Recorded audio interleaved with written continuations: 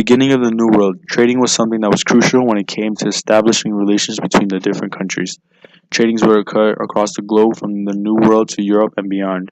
A lot of factors came to play when trading, such as how things were traded and what was used as transport. Trading was really important all throughout US history. Trading was something that needed to be done among the people in order for there to be a sort of economic flow in communities where things vary depending on your location.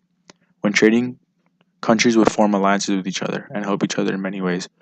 Without trade, a lot of things may have been different in US history. A lot of things that were being traded across the globe when it came to international commerce.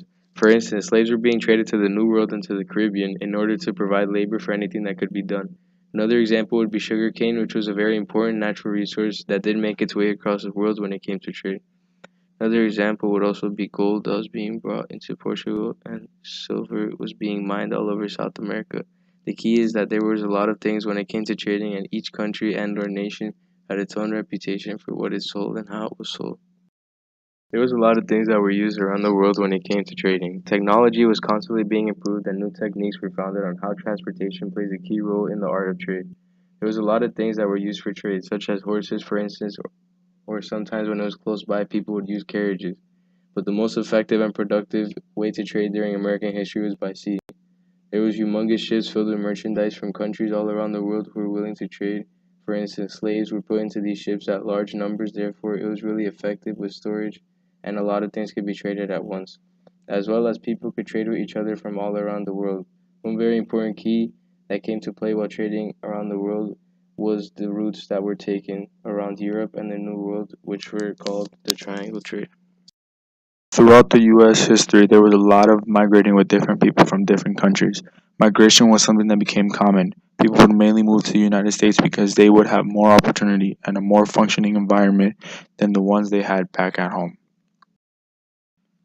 People would migrate from across the whole world when it came to US history. The majority of people that migrated were Germans, Europeans, from places such as France, Portugal, and Spain, and many other places in the Caribbean as well.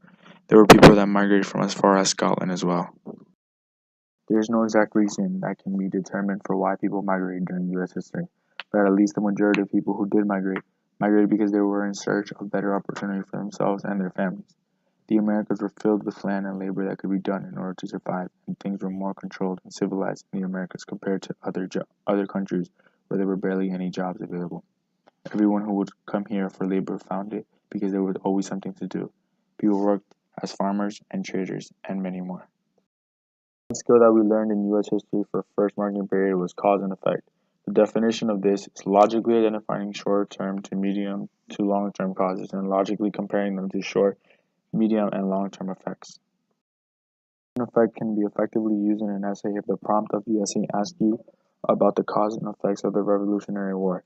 You would basically talk about the things that caused the revolution, such as the battle at Lexington and Concord or taxation. Then you can talk about how they connect to the later effects they had during the Revolutionary War as the Boston Tea Party or the Paxton Rebellion.